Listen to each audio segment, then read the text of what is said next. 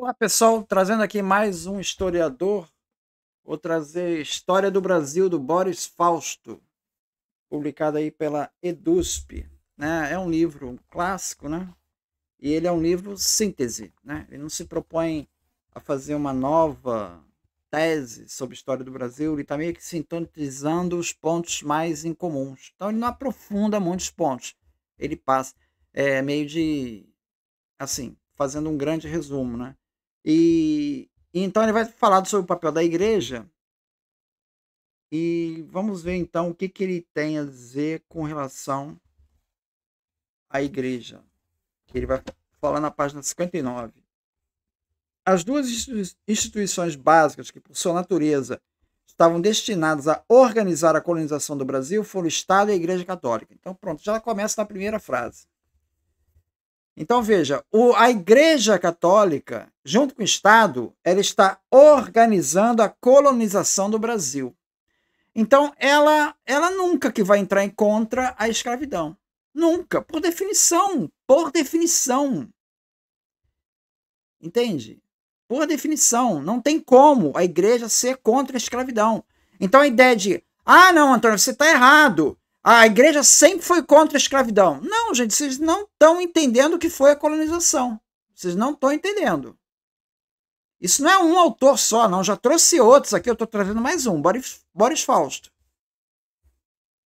Embora se trate de instituições distintas, naqueles tempos uma estava ligada à outra. Não existia na época, como existe hoje, o conceito de cidadania, de pessoa com direitos e deveres em relação ao Estado, independentemente da religião. A religião do Estado era católica e os seus súditos, isto é, os membros da sociedade, deveriam ser católicos. Em princípio, houve uma divisão de trabalho entre as duas instituições. Ao Estado coube o papel fundamental de garantir a soberania portuguesa sobre a colônia, dotá-la de uma administração, desenvolver uma política de povoamento, resolver problemas básicos, como mão de obra, estabelecer o tipo de relacionamento que deveria existir entre a metrópole e a colônia. Essa tarefa pressupunha o reconhecimento da autoridade do Estado por parte dos colonizadores, que se instalariam no Brasil, seja pela força, seja pela aceitação dessa autoridade ou por ambas as coisas. Nesse sentido, o papel da igreja se tornava relevante. Como tinha em suas mãos a educação das pessoas, o controle das almas na vida diária, era um instrumento muito eficaz para veicular a ideia geral de obediência, em especial de obediência ao poder do Estado. Opa! Então veja, a igreja ali não está ali de independência, não. A igreja ali tem um papel bem crucial, garantir a obediência ao Estado. Tá? E aí eu vou pagar a igreja. As pessoas vão receber dinheiro da igreja, do Estado. A igreja vai receber dinheiro, já toma aí para se sustentar. Tem uma relação ali bem íntima ali entre Estado e igreja, né? Mas o papel da igreja não se limitava a isso. Ela estava presente na vida e na morte das pessoas, nos episódios decisivos do nascimento, casamento e morte. O ingresso na comunidade, o enquadramento nos padrões de vida decente, a partida sem pecado desse vale de lágrimas, dependiam de atos monopolizados pela igreja. O batismo, a crisma, o casamento, a confissão, a extrema-unção, o enterro em um cemitério designado pela significativa expressão Campo Santo. Na história do mundo ocidental, as relações entre Estado e Igreja variavam muito de país a país e não foram uniformes no âmbito de cada país ao longo do tempo. No caso português, ocorreu uma subordinação da Igreja ao Estado através de um mecanismo conhecido como padroado real. O padroado consistia em uma ampla concessão da Igreja de Roma ao Estado português. Concessão da Igreja de Roma ao Estado português. Então a igreja aqui no Brasil estava muito mais vinculado ao Estado português do que a Roma. Em troca da garantia de que a coroa promoveria e asseguraria os direitos e a organização da igreja em todas as terras descobertas. O rei de Portugal ficava com o direito de recolher o tributo devido pelos súditos da igreja, conhecido como dízimo. Ele arrecadava o dízimo, correspondente a 1/10 dos ganhos obtidos em qualquer atividade. Cabia também à coroa criar dioceses e nomear os bispos. Muitos dos encargos da coroa resultavam, pelo menos em tese, em maior subordinação da igreja, como é o caso da incumbência de remunerar o clero e construir e zelar pela conservação dos edifícios destinados ao culto.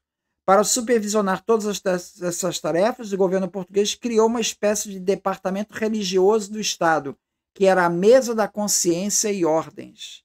O controle da coroa sobre a igreja foi, em parte, limitado pelo fato de que a Companhia de Jesus, até a época do Marquês de Pombal, em 1750 1777, teve forte influência na corte.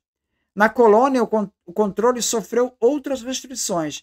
De um lado, era muito difícil enquadrar as atividades do clero secular, aquele que existe fora das ordens religiosas, disperso pelo território.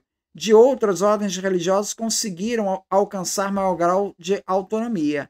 A maior autonomia das ordens dos franciscanos, mercedários, beneditinos, carmelitas e principalmente jesuítas resultou de várias circunstâncias.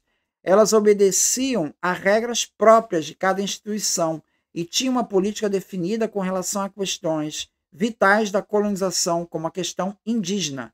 Além disso, na medida em que se tornaram proprietários de grandes extensões de terra e empreendimentos agrícolas, as ordens religiosas não dependiam da coroa para sua sobrevivência. Então, essa relação monetária aí, né, dava mais autonomia para jesuítas e outras ordens religiosas, porque eles tinham seus próprios rendimentos, tinham fazendas, essas fazendas tinham escravos, então eles tinham uma renda vinda daí, né? Padres seculares buscavam fugir ao peso do Estado e da própria igreja quando havia oportunidade, por um caminho individual. Exemplo célebre é o de alguns padres que participaram da Inconfidência Mineira, que se dedicavam a grandes lavouras, trabalho de mineração e tráfico de escravos e de diamantes. A presença de padres pode ser constatada praticamente em todos os movimentos de rebelião a partir de 1789, prolongando-se após a independência do Brasil até meados do século XIX. As razões dessa presença estão pouco estudadas. O historiador José Murilo de Carvalho, analisando a época imperial, tá, do Brasil Império, contrastou o procedimento conservador dos magistrados com o comportamento rebelde dos padres. Sugeriu que a rebeldia destes padres tinha origem em sua extração social das dificuldades de ascensão na carreira e na atuação mais próxima à população.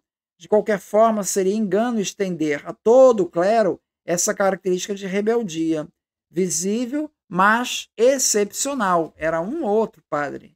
Na atividade do dia a dia, silenciosamente e às vezes com pompa, a igreja tratou de cumprir a missão de converter índios e negros e de inculcar na população a obediência aos seus preceitos, assim como aos preceitos do Estado. Então essa é a posição aqui do Boris Fausto. É isso. Muito obrigado, então.